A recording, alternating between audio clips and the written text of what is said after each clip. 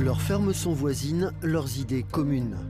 Unies dans la guerre des prix, 4 exploitations d'un petit village de la Loire ont décidé de s'associer.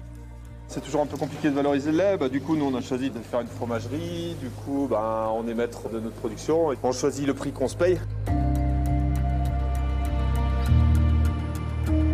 C'est pour avoir la main mise sur ton produit jusqu'à la fin, en fait. De tes vaches laitières, ton lait, jusqu'au fromage, jusqu'au commerce.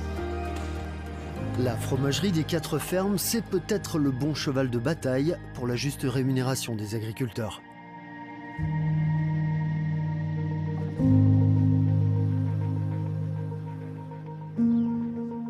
Le croissant de lune tarde à céder sa place au soleil dans le ciel du Pilat. Qu'importe, Julien Géry, lui, est déjà levé. Oui, donc au matin, on attaque à 6h moins quart à peu près. Voilà, et puis le soir, on attaque à 5h de traire. Allez. Sa quarantaine de Montbéliardes se presse pour donner du lait qui part directement à la fromagerie du village, leur fromagerie. Tout seul, c'est compliqué de se lancer dans des projets comme ça, alors qu'à 4, on s'encourage toujours les uns avec les autres et ça se passe plutôt bien. Les associés espèrent ainsi gagner 100 € de plus aux 1000 litres sur le prix du lait. Ça, c'est la première journée, donc là, on vient de traire, on donne le foin, et puis après, on va lever les petits, on va à l'école, et puis après, on va faire du fromage. Allez.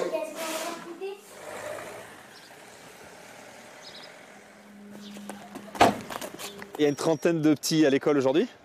Et du coup, il y a beaucoup de monde qui est resté sur la commune, du fait qu'il y a plein de jeunes qui sont installés en tant qu'agriculteurs. Il y a beaucoup de gens entre 35 et 45 ans sur la commune. Et ça permet de faire vivre oui, l'école, le resto, la fromagerie. Là, il y a des collègues qui font du pain, il y a plein de petites activités à côté qui permettent de maintenir le monde sur le territoire. La deuxième journée commence. Julien, Damien, Alban et Laurent fabriquent leurs propres recettes de fromage qu'ils vendent aux grandes surfaces et collectivités alentours, le moyen d'éviter grossistes et industriels. Lactalis, il a fabriqué une usine à des millions, il fabrique 500 000 camemberts par jour. Et il ne veut pas payer le prix du lait en face correctement. Eux n'en fabriquent que 500 par jour et pour ça, ils ont investi 1 300 000 €. La main mise sur nos produits, quoi, c'est tout. Hein. Pas d'intermédiaire. Et puis de voir évoluer ton lait. Tu pars de ton lait, tu fais des fromages, tu le fais affiner et tu le fais goûter. C'est magnifique. Les gens, ils sont contents. La demande est bien là et il faudra vite embaucher 5 salariés. L'idée semble aussi bonne que les fromages. Le paysan, on lui dit « tu nous fais ça et on te le paye tant ».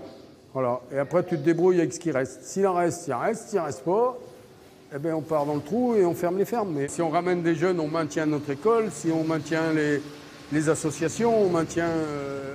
c'est la vie du village. Il faut travailler pour ça. Évidemment, c'est beaucoup de paperasse, un fléau pour les agriculteurs. L'administration, c'est quand même assez long et le temps que ça se mette en place, je pense que ça va être compliqué. Et puis les institutions entre elles communiquent pas forcément. On peut faire confiance aux politiques quand ils disent qu'ils vont simplifier? Je pense pas, mais bon, c'est mon point de vue. Lentement affinés sur des planches d'épicéa, les fromages se bonifient comme l'avenir des fromagers, bien armés dans leur guerre des prix.